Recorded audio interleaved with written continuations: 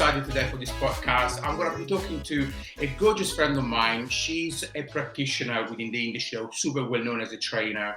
And we are going to talk about anything that the aesthetic industry has to offer. But the most important bit, when we started long time ago, over 10 years ago, 14 myself, how things were different and what has changed and what we feel are the most positive and potentially a little bit of the negative as well. But we're going to focus on the positive changes of the aesthetic industry. So without further ado, let me just introduce you to this beautiful friend of mine, Heidi Dollimore from Dollimore Aesthetics. Hi, darling. How are you? Hi, I'm good. You? I'm very good. Can you This believe is it? exciting. We do a podcast together. I know. It's so exciting. I know. So how's things with you? All good? All well? All good. Yeah. All good. Oh, so we know each other for so bloody long, right? So we know each other for like 14, 15, 14 years. Yeah. I remember. Seems longer, right? Oh my God. Obviously we are 14 going 5. Exactly. But I remember when we met, actually, you were the first trainer to come in to train. I think I was working one of my doctors at the time. Yeah. You came in, and that's how we met. And then we stayed friends all the way through. Forever. Exactly. I know. So how long have you been in the industry, by the way? Like quite a long time now. Nearly 16 years. Can you believe that? No, I obviously don't look old enough, right? No, obviously. 20, 25, 26, I guess, 20, 26. Exactly. So we're not... about 16 years, yeah. 16 years, it's insane. And we've just been to Italy together as well. We had such a great... We have good fun. We have good fun together. No. What is it? What do you think is like the biggest change? What do you see? Because you've been around. Obviously you look younger than me, but you've been around a little bit longer than me. 16 years. What would you reckon is the biggest difference that you've seen? I think there's a few, to be fair. Yeah. Obviously the first is the sort of explosion of social media. 16 years ago, we didn't have the accessibility that we have now. Instagram, all of the kind of the stuff, podcasts. Oh my God, yeah. You know what I mean? Right? Yeah. So that, I think the changes for me, I started off working for a dermal filler company as a trainer. So products were limited. There wasn't the array of products. It was, you had your toxin therapy, you had your bit of filler, off you go. There wasn't really the sort of the in-depth knowledge that there is now. There wasn't the education platform. There weren't all the training schools, and there weren't all the sort of products that are available now. We didn't really focus on skin boosters. There weren't things like threads. I came into the industry when collagen was kind of just going on its way out. You'll remember. And hyaluronic acid fillers started to take the place. So I think for me, the explosion of social media, just, how crazy it is in a good and sometimes bad way, and just all the treatments that are available to us now. It's so true. Do you know, it's funny though, I actually remember, and that had no more true story. I remember a friend of mine, I didn't even know what social media was. And actually I was quite bad. Now I live on social media. Yeah. I was so bad. And I remember this friend of mine that he works in the actual media industry himself. And he came in to see me once when we were in Covent Garden. This is like probably about 12, 13 years ago. And he walked in and he said to me, "Oh my God, on Instagram? Oh, that?" I thought, no, what is that? And literally just explained to me, like, you go onto an app and you're posting pictures and videos. And it was like completely, totally new. And then I was like, no, that's rubbish. I'm not going to do all of that. It's hard work. And then literally within few months, I started to play with that and put a few photos. And next thing you know, literally 10 years later, and it's like, boom. The Instagram king. It's wherever the Instagram king. But no, what I mean is like, it's just probably one of the best way to connect, Oh, absolutely. Absolutely. If I put a post on and I don't have lots and lots of followers. Well, yeah, I have quite a lot of yeah, organic followers. yeah, However, yeah. if I'm putting a new treatment on, or a new product, or some new training, it just gets it out there within seconds. It's actually, we take it for granted, I think a lot of the times, but it's such an amazing tool and platform. It really is. Do you know, it's the other things as well? Oh my God, I feel so old. Do you know, like I swear to God, the first advertisement that I've ever done literally was on a magazine. Can you believe it? Magazine. And these people came in and they were like, oh, you should like. We need to see this. We need to see I this had magazine. this thing on some sort of hotel magazine that goes I around had the the same in like a hotel. Living North magazine, Yeah. that was local to the area. And I thought, oh my God, I've arrived. Like my picture is in this magazine for local people. The free magazine that you get posted through the door that nobody looks at, I know. And these days, I mean, you put something online and it's done. Yeah. But I think, there's a good, obviously, I love social media and you love social media too. I think it is the future, really. But what I feel that there's a lot of good, I mean, literally a lot of good, but there's obviously some, not so good bits as well. What do you reckon? Like I mean, my good, it probably will be that you can connect with bigger audience, you can kind of explore treatments. And most importantly, for me as a practitioner, I really love to follow, some good other practitioners and nurses that are around the world. Educate for us in the industry that we work in, it's fantastic in terms of education. Yeah. You don't even have to leave your clinic if you don't have time to get up to date knowledge and what's going on. Absolutely. So, it has its good parts to it, definitely. You can engage directly the messaging system with your clients or fellow practitioners. It's great. I think the downside is that we live in such a celebrity-fueled industry now, far more than when we first started. Absolutely. Okay? Everybody, is plastered everywhere, and not really looking like they do look in real life for whatever reason. That's their business and that's what they make their money on. And I get that and I understand that, but it puts a lot of pressure on a lot of people. And I think, we talk about the younger generation. I think it's put massive stress and pressure on them, and also other people as well. I mean, I think even people of my age looking at other women sort of around the kind of the menopause age and these celebrities who, it is their job to look a certain way and promote how they look. So it can be, there can be slight negatives to that. If we look at, the young people, well, obviously we're not treating anybody legally under the age of 18.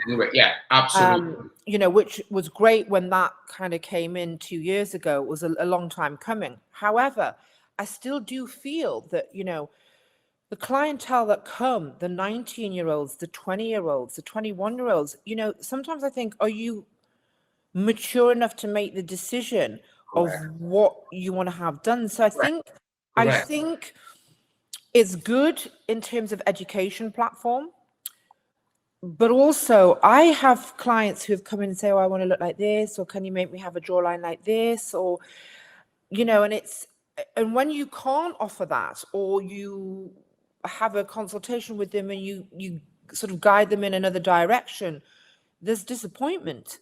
Absolutely. Because they have this fixed notion that, they're going to come in and look like their idol, so it's kind of swings and roundabouts. I think for the most part, it's good, but there are those areas, and I think it's down to good, honest practitioners who are not just, it's not just, I mean, obviously we do this, it's our business, it's our livelihood, of course. However, it's our reputation also that carries us forward. And I think, these younger people, if they're in the hands of responsible practitioners, then great. But unfortunately, that's not always the case. I agree with you. Absolutely. Even within my practice, I mean, I see, obviously, you clearly just mentioned that, we are legally not able to meet people that they, under 18, which is phenomenal. In some cases, but we have had within the last, probably I'd say 5, or maybe even more, 5, 6, 7 years, we have had a younger and younger and younger inquiries. I remember, our days, I mean, like if we are from prehistoric era, where actually the age group was much higher. Do you agree with that? Yeah. Like I remember like patients coming through my door, like 13, 14 years ago, and the age group was kind of like, probably, correct me if I'm wrong, but would you say 28, 29, 30, that kind of? I would say even older, maybe. I would say even older. I mean, I probably, for my demographic, it was probably late 30s, early 40s sometimes. Yeah. And now suddenly I'm having inquiries from, and I think as well, I have a 25-year-old daughter, and obviously she has grown up around me being in this industry. So unfortunately, or fortunately for her, the job that I do has been very commonplace. So it's sort of, oh well, normal. It's normal. It's normal because this is the job that I do. Yeah. But listening to her and talking to her, she lives in Manchester, and her network of friends in their sort of 23, 24, 25 are having tear troughs done. They're having a little bit of toxin for frown lines. And this isn't because anything to do with me. This is just how they are now, and it's not just let's just have some beautification. It's about other things. So even though this is the job that I do for a long time, I'm quite stunned by her group of friends are having certain treatments where I think, wow, I wasn't having that until I was in my sort of 30s. I wasn't even thinking about, I mean, I wasn't even thinking about that age. I mean, 19, 20 years old.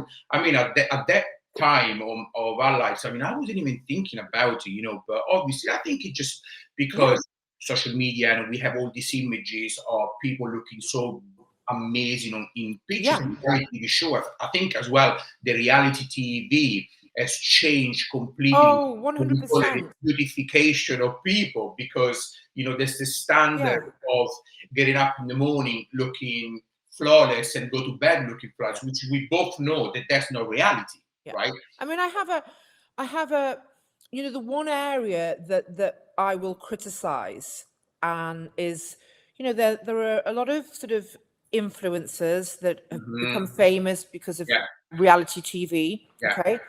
And mentioning no names, there was this, they had their fillers, and they had their toxin, and they had their treatments, and they looked a certain way, and all the sort of the girls were aspiring to be like this.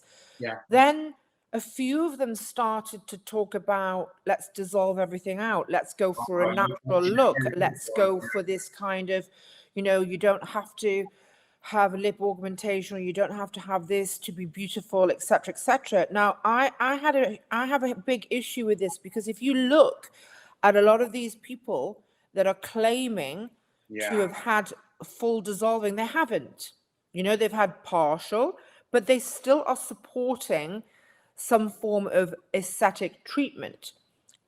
And I think that's unfair. If you have a view of it and you're going to do it, but don't mislead young people, because just because your lips, for example, were slightly plumper, they're not so much now. They're still not natural. Does that make sense? So I feel very strongly about, if we look at somebody like the Kardashians, who claim that, oh, this and that, and it's wrong, and blah, blah, blah. But, you've made your life, and you've promoted your life doing this. People have copied you. Now you're kind of rubbishing it, So I think that annoys me, to be fair, because I think it's unfair.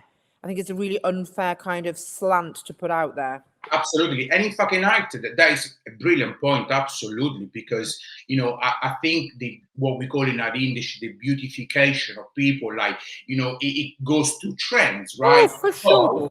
But we keep forgetting, if I can add on to that, because it's a super valid point, is that, as practitioners ourselves, we know the risks involved in dissolving feeling. So even, on the safety point of view, I remember, and I'm not criticizing anybody, I mean, everybody, they can do whatever they want to do.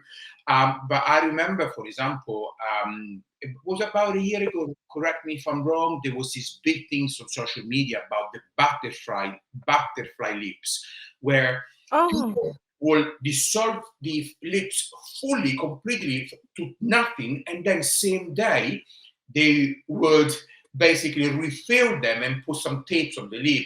And I think, when you really think about it, we both know, because we've obviously been trained, that when dissolving, you can't just refill it on the same, moment. It's quite No, so definitely there not. has been some trends that I see on social media. They actually, in my opinion, they're just not safe for patient safety. Oh, absolutely. Not And of course, practitioners like ourselves will advise accordingly, but there are some that don't. I when I first sort of ventured into the industry, the lips were a big thing. It was called the Paris lip. Okay, it's now the Russian lip or the butterfly lip, whatever.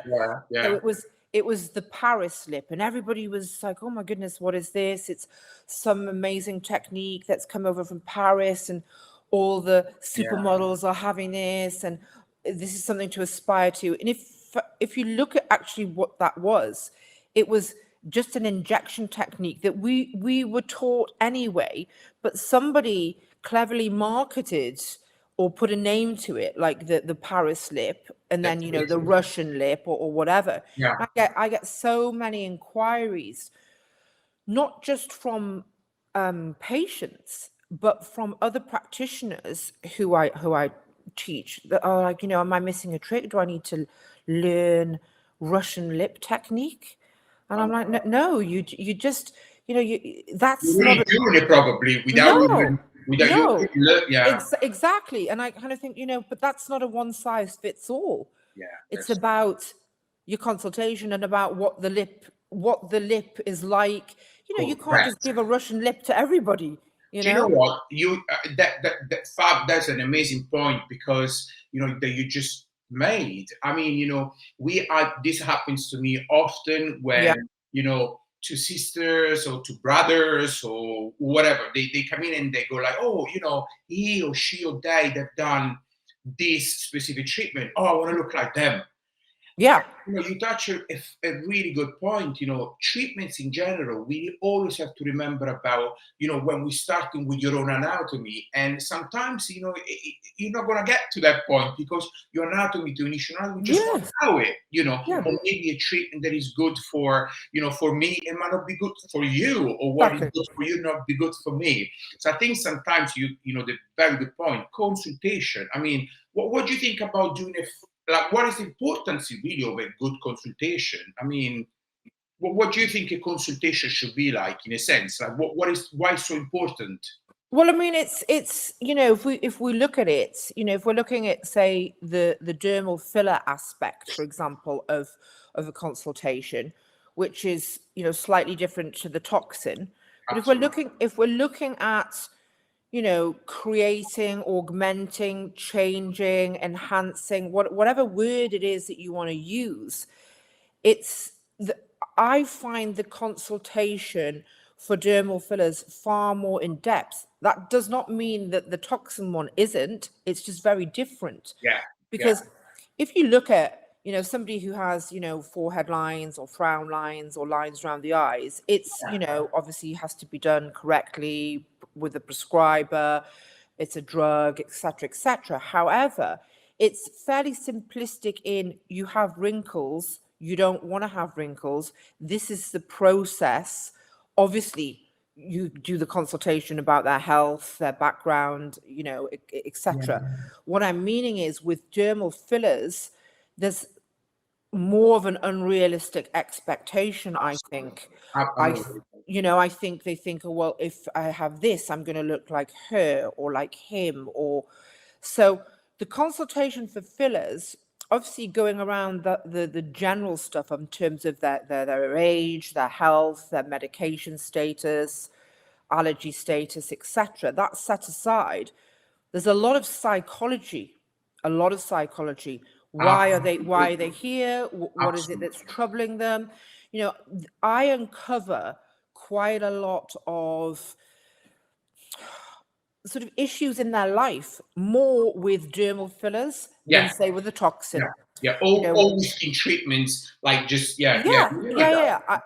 whether it's they're upset about something, it might be the breakdown of a relationship, or I don't know, or they feel older in the workplace, or there's a whole host, and sometimes you have to treat and talk about that before. I mean, I have actually turned people away to go and have a think about it when they've been upset about a marital issue or whatever, because I think getting some sort of dermal filler in the face is not going to take away the problem that you have at home. So for me, that's important. It doesn't happen every day, but most people come in, they have an idea, they want a lip augmentation, or they want their tear troughs doing, and they're a suitable candidate. That is key as well. Are you a suitable candidate? Absolutely. Are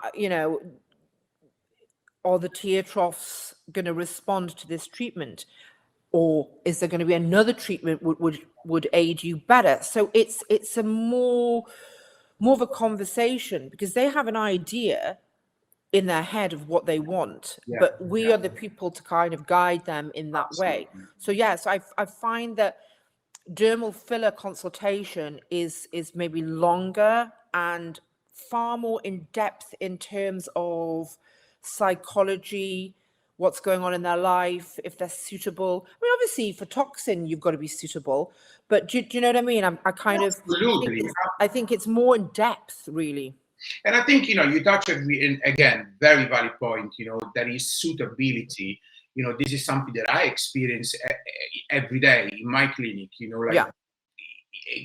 have to, one thing that I've learned years ago is that, we have to, as practitioners, and most importantly, when, I'm not going to say good practitioner, bad practitioner, but in general, all practitioners should learn, to say no. Yeah. I feel that, it's a very important thing to learn, because not everybody is a good candidate for a specific treatment. Absolutely not. And, there are alarm bells as well, because there are those patients who have traveled around from clinic to clinic to clinic. Absolutely. And you spot the dangers. And you think, right, well, you've been to 8 practitioners. I'm quite candid now.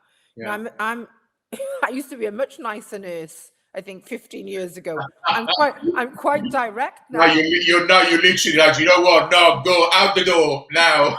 I'm far more direct in my approach. Yeah. So I will ask the question. I will say, well, why are you here? What's brought you here? You've been to this one, this one, this one, this one. Why weren't you satisfied? So that will trigger a response in me, and I think, oh, okay. And I have, it's not happened very many times, but I have actually said to clients, I don't think I can meet your expectations. I don't think that I am the right practitioner for you. I don't, that's, and because, it's about protecting patients, okay? Always, we have a duty of care, but we also have to protect ourselves also. 100%. And I think the industry focuses on protecting the patient. Of course, that is 100% fundamental to any treatment, but it is important for the practitioner to protect themselves. We have qualifications, we have studied, we have taken exams, we have been trained. I'm not about to throw that away on somebody who's maybe not quite right. Does that make sense? It makes total sense, because I'm actually like, I feel exactly the same, and I do the same thing as well. I mean, I've learned early on in my career that, using the word no is essential. And when I say the word no is essential is that, I don't perform treatment to people if I don't feel comfortable treating them. Yes. What I mean with that is, I say no. I probably sometimes I say no a bit too much on a specific treatment that my patient wants, but then through my consultation and through understanding where they want to go with that aesthetic journey, I can guide them. And sometimes I say no. People these days, Heidi, you probably see this every day yourself. They would just call and say, "Can I book in for tear trough?" They come in, and then they don't need tear trough. No. And you're gonna have to explain to them why, but they will insist. Her cousin hadn't done it; they look amazing. Yeah. But this is not the treatment for you. Yeah. What you want to achieve, you're gonna need, this and this. So I think, our job, you said it right, is to protect the patient first. That's priority, but we need to look after ourselves as practitioners, and our job is to guide them to the right direction. So we're gonna have to say, no, that's not for you.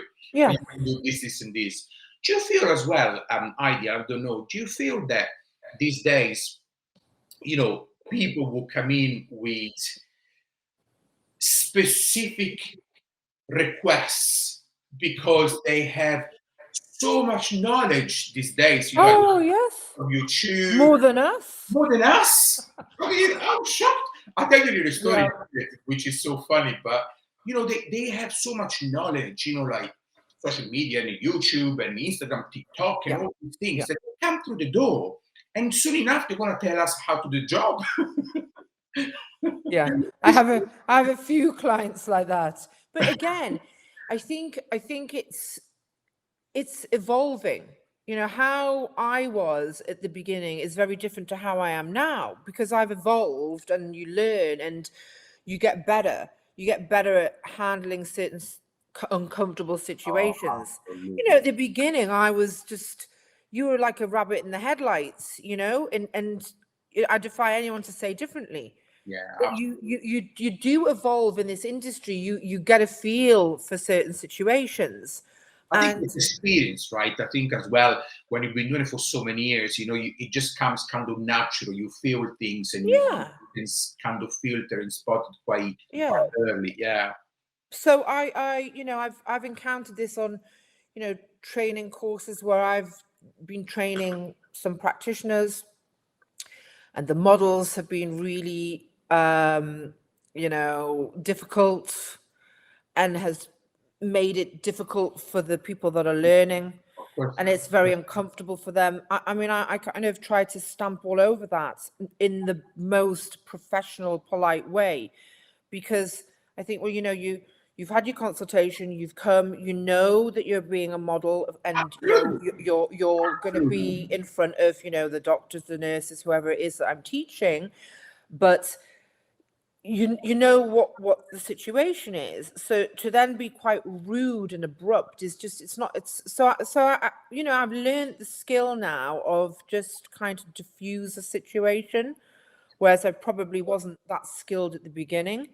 But we face this on a daily basis. Sometimes it's just part of the working day, isn't it? But I don't know if I told you this story before or not, but I think the listeners will. It's funny because and I can say this loudly because now the client actually is a good client. So I'm sure if you are listening to the podcast, it's you. Sorry. But no names. The names have been changed. But the funny thing is that he's a he, but he'll be fine with that because he's a good client now. But he came in once, and he specifically came in for this treatment, right? Profilo, so skin booster. And so he said, "Oh, Flavio, I want this because blah blah blah." He did all the research and he knew everything to the T. I mean, the grams of he knew everything. Yeah. And I said to him, "All right, then, not worries at all. Come on, let's do the treatment." So prepare the treatment, do all the marks and the pictures and before and after. And I'm starting to inject, as skin booster, very superficial, nice and safe.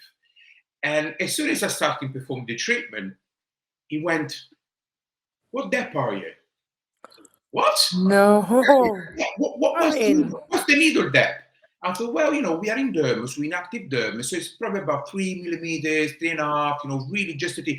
And he went like, oh, no, just ask you, because I saw a video on YouTube, and the practitioner specifically mentioned that if you are too deep on upper dermis, you will lose the product. I thought, wow, I mean, you know better than me, and we had a good laugh about it. Yeah, I mean, it's, I suppose that's fair enough. Somebody's putting a needle in the face, but it is, it's the knowledge. I mean, you get one extreme to the other, though. You get that where you think, hey, fair enough. You've researched and it's amazing. You're putting your face in front of somebody. To the other end where it's like they wouldn't care what you did. You're right. You're right. So it's but that's. But I just thought it was funny because years that come back in when we kind of started, patients used to come to see a practitioner, and they just kind of sat there. They, we will advise what we thought was the best solution for them. They're telling us. And the patient would just sit down and say, okay, I want to do it, I want to do it. But these days, they come in with the knowledge is so incredibly high. I suppose it's a good thing if you're armed with information. We're injecting people's faces. But no, that's. I bet you were like, oh my goodness. It was so funny. Yeah, so funny. But what's going on in your life, Heidi? Tell your. Obviously, I just want to say, tell your, the listeners where they can find you. I mean, your social. Well, everywhere. Where are you these days, darling? Where are you? Well, I have a clinic in Newcastle, but I'm not there that often, to be fair. In terms of injecting, I inject maybe once a day, once a week, twice a week. I travel a lot, as you know. So I've been a trainer. That's how I started. So I worked for one of the largest dermal filler companies, and then one of the largest pharmaceutical companies with their toxin and their fillers, training customers all around the country. Also, complications sort of expert for the companies.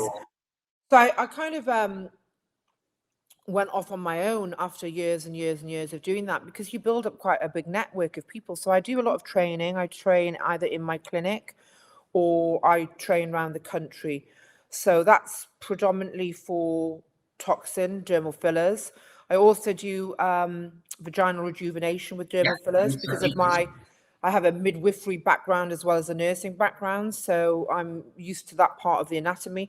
That's been actually really, really niche and quite good in terms of just with all the menopausal kind of content that we've had recently. So that's quite exciting. And then sorry to stop. Is it for hydration? Is it for? So there's two. There's one for actually, because I don't really know. know. So it'd be interesting to. So the first treatment is for the aesthetic look, and I'm very conscious to kind of get away from having this kind of designer vagina chat, because it's not about that. And I think people minimize it and say, that's a ridiculous treatment. Why would you want that doing? It's not about that. It's about if there's some atrophy due to age, loss of volume, having babies, whatever, menopause. It's, to make the client feel more comfortable. I had a lady who was going to the gym quite a lot.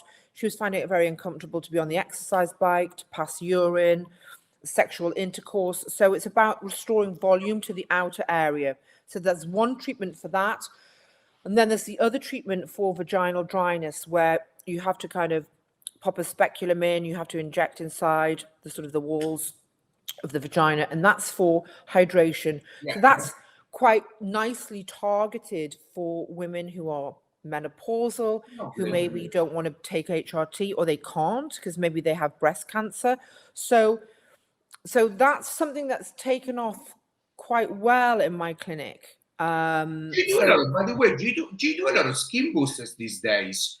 I do. Skin boosters are, as you know, we were not a very good country for skin integrity products. Sure. And I think in the last, I don't know how many years, 4, 5 years maybe, there's been this huge explosion in skin sort of treatments, skin hydration, skin biorejuvenation, bioremodeling, whatever it is that you want to pick, whatever cocktail of ingredients you want to pick. There's been a huge shift towards that. And again, I think toxin and dermal fillers will take you so far. But if the skin's not good, the skin's not good. And I think patients are now understanding this. Absolutely. I remember as well, like years ago, for example, like, you know, just the fact of sunbathing, for example. I mean, we all love the sun. I'm Italian. I mean, you're Italian. You were born in Italy. But what I mean is, like, you know, for us, sun is just, you know, part of our lives, right? Summer, you go sunbathing, and, you know, that's what we do. Yeah. And I think as well, the knowledge of the skin these days, or what makes your skin aging faster, or for example, like what makes the skin looks a little bit more dehydrated. So we have knowledge, right? So years and years ago, we used to just in the summer bake, and that, you know, the darker but better kind of thing. Absolutely. I feel now we have more knowledge about what works and what doesn't work. And somebody we know that is these days we all talk about sunblocks and SPFs. So there's not just the skin boosters. I mean, recently I'm working for Cure Medical, who distribute the Age Jet and EndyMed products for, you know, laser, microneedling, RF. It's, you know, the two amazing platforms. The Age Jet is a nitrogen plasma, but even now looking at sort of damage that I've done to my own skin, like you say, from sunbathing, and you think you're invincible. You know, at my daughter's age, my son's age, I thought, oh, I'm looking great with a tan and all the rest of it. And then, of course, you hit a certain age and you think, what's all this pigmentation? What's all this dryness? What are all these kind of crepey necks and lines? And you're thinking, oh, my goodness. So, you know, we're very lucky that we have all these treatments that can take us back or remove certain layers and pigmentation, etc., etc. I mean, can you imagine? I would die. I know. We pray, and I feel as well, yeah, we're quite, in a sense, I mean, lucky, if I can use the word. Yeah, we are lucky. We're very lucky. We, you know, living in the industry, you know, being in the industry, you know, we get access to, you know, quite a lot of things, and so we can make sure that the knowledge that we have this today as well, you know, the knowledge is more, you know. But I know, but can I just say it's been amazing. Yeah, I know. And most importantly, I mean, being my kind of like, you know, my first guest kind of thing has been amazing. But we're gonna do this. We're gonna do this more often. Because I think me and you know, we both the knowledge that we've got and all the years that we have together, you know. And I think it's quite nice to offer. Yeah, and I think it's quite nice that, you know, you find new stuff, I find new stuff, you can bring it to other people. I think, you know, this is part of the industry and part of social media that is excellent. Absolutely. Because, you know, I listen to certain podcasts, it might be on in the background or whatever. I think, oh my goodness, this is good, or I've not heard of that, or so no, it's good.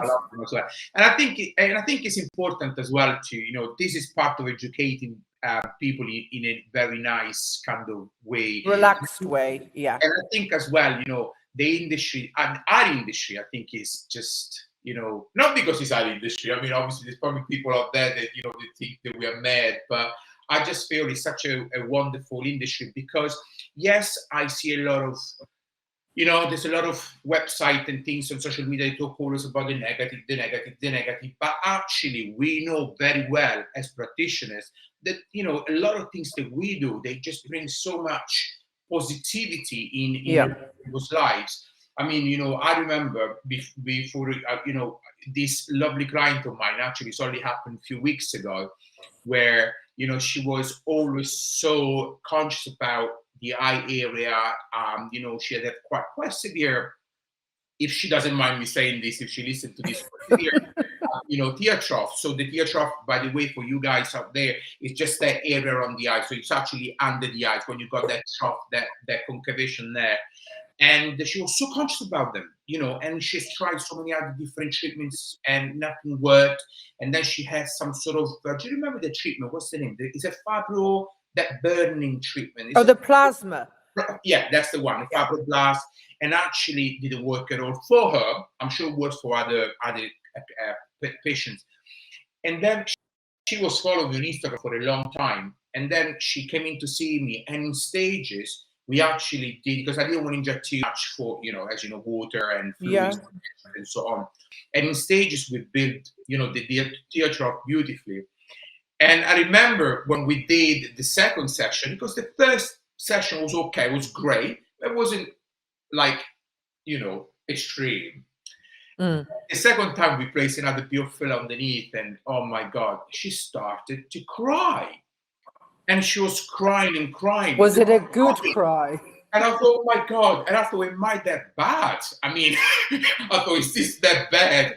And then she told the mirror again. She looked at herself. She said to me, oh my God, Flavio, thank you so much. You don't understand what this means to me. And 2 days later, she would carry on sending me pictures, and she said, finally, I can take selfies. Finally, I can take pictures with my boyfriend.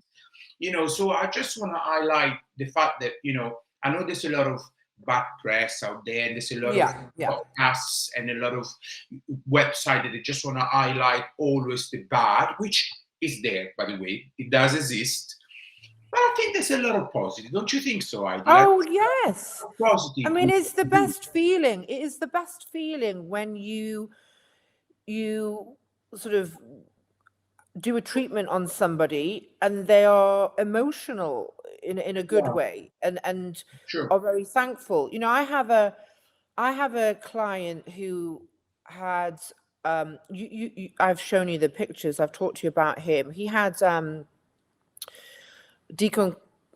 like a liver disease. He drank for most of his life. He was alcoholic. He had to stop drinking.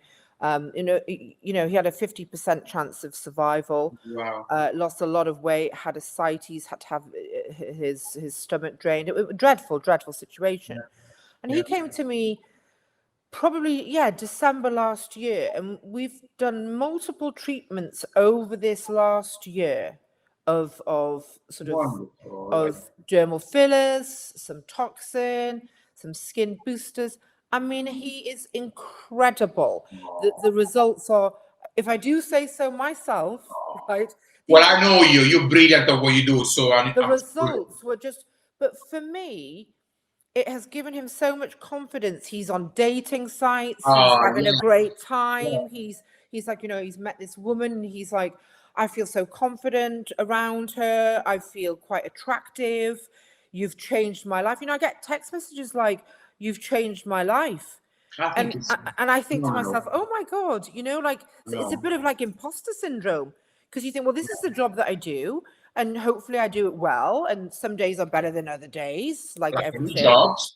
But when you stop and you actually read that sort of text message, you just think, oh my goodness, like I have made like a massive difference to this guy's whole being. So I love days like that. I know. I love that through my knowledge and skill, I can make somebody feel better, fresher, more youthful, more confident at times. Confidence, whatever it is, whatever they are there for. We can't dictate what they're there for. They might feel more beautiful. And I don't think there's anything bad in saying, oh, well, I feel more beautiful, or I feel more handsome. Absolutely. And this industry, it's all about, it's a medical treatment. Of course, it's a medical treatment with all the sort of the structure and the framework behind that. But, these people are coming to us because they want to feel or look better for whatever reason that is. And a lot of people stand back from that. I have no issue with somebody saying to me, you made me feel more youthful. You made me look less tired. I feel more attractive in front of my wife. Absolutely. I feel more confident in the workplace. Great. Job done. Job done. Do you know, another little story like this actually happened last week, funny enough, last week or quick couple of weeks ago. Client of ours as well. It actually was a client to Marina, which obviously is practitioner works within my clinic. And she always wanted, she naturally has like a smaller type of lips as anatomy. And anyway, she always wanted to have a little bit of fill up, but she was always quite scared. And so at own time, where she was ready, and then a couple of weeks ago she booked. And she said, Flavio, I'm ready. I think I can do it. I said, okay, no, I will do it. But it was so sweet. And so she came in. We literally just put a tiny little bit on the top lip, literally 0.5, 0. Something like that, like nothing major. And literally the next day she emailed and she said, oh my God, my husband loves them. And I thought, like, job done. Exactly. She was so sweet. She said, my husband loves them, because the husband was really worried about, you know, things going wrong and so on. And then actually she married and she thought, like, my husband loves them. I thought, that's so sweet, Yeah, it's sweet. You can make small little changes and make it so much better, But listen, thank you so much for today. Thank you for having me. Great time. And I love you, and I always love talking to you anyway. And have a fabulous day. So we already told everybody out there where to find you. So obviously, Heidi Dollimore, Instagram is Heidi Dollimore 2. Aesthetics 2, yeah. Heidi Dollimore 2, yeah. Yeah, because number 1 is a personal, and number 2, it's work. That's it. We got it. I love you, girl. Love you too. Have a good day. Bye. See you later. Bye. So thank you so much, everyone. And, the next episode is going to be just as good or even better. So thank you so much, guys, for following us. And I look forward to seeing you all soon. Bye from Flavio.